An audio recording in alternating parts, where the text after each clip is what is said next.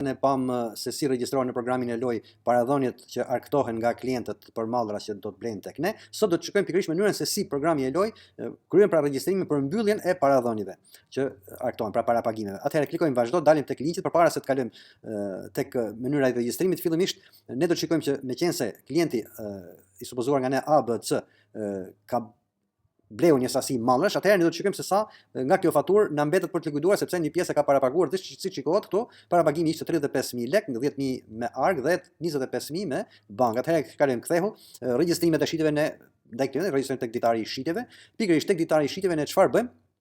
Pasi shikojmë numër dokumenti, datë, muaj etj, tek klienti zgjedhim pikërisht klientin ABC.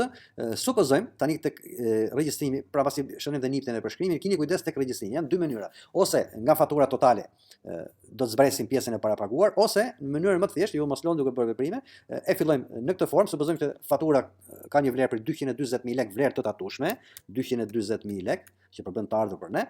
TVSH-ja është 20%.